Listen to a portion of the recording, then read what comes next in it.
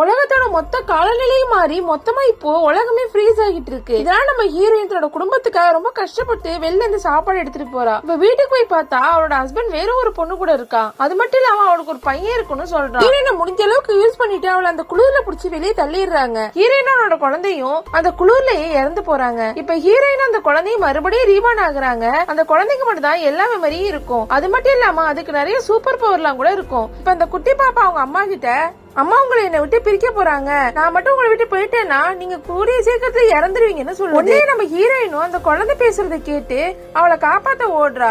இப்ப ஹீரோயின் தள்ளி விட்டுட்டு அந்த குழந்தை தூக்கிட்டு ஓடுறாங்க. நல்லவேளை ஹீரோயினோட தங்கச்சி வந்து அந்த குழந்தைய காப்பாத்திடுறா. இப்ப அந்த குழந்தை நடந்த எல்லா விஷயத்தையுமே அவகிட்ட சொல்லுது. அவங்க யாருமே முதல்ல நம்ப மாட்டேங்கிறாங்க. அதுக்கப்புறம் அந்த குழந்தை அவங்க அப்பா வேற ஒரு பொண்ணு கூட அஃபேர்ல இருக்க விஷயத்தையும் சொல்லிடுறா. ஹீரோயினும் அதை கண்டுபிடிச்சதுக்கு அப்புறம் அவன்கிட்ட போய் நேரா கேட்காம கூடிய சீக்கிரமே உலகத்துல இருக்க கால்நிலை எல்லாமே மாற போகுது, அதுக்கேத்த மாதிரி சப்ளை எல்லாம் ரெடி பண்ணுங்கிறதுக்கு அவரோட 3 தங்கச்சியும் வர வைக்கிறா. இப்ப ஹீரோயின் ஹஸ்பண்டோட ஒரு பழைய ஃபேக்டரிக்கு போறா.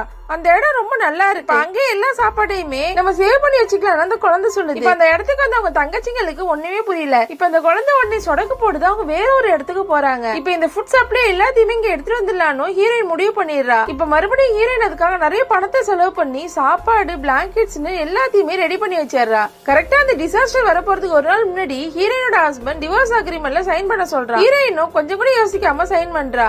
அவன் கொடுக்கற காம்பன்சேஷன் எதுவுமே வேணாம்னு சொல்லிட்டு அந்த ஃபேக்டரி மட்டும் அவ பேரை எழுதி கேக்குறா. அவனும் அது ஒரு பழைய ஃபேக்டரிங்கிறதால அவ பேரை எழுதி கொடுத்தாரா. ஹீரோயின் குழந்தை சொன்ன மாதிரியே உலகம் மொத்தமே ஃப்ரீஸ் ஆக ஆரம்பிக்குது. இப்ப அந்த ஹஸ்பண்டோட ஃபேமிலியும் ஹீரோயின் கிட்ட சாப்பாட்டுக்காக வந்து நிக்கிறாங்க.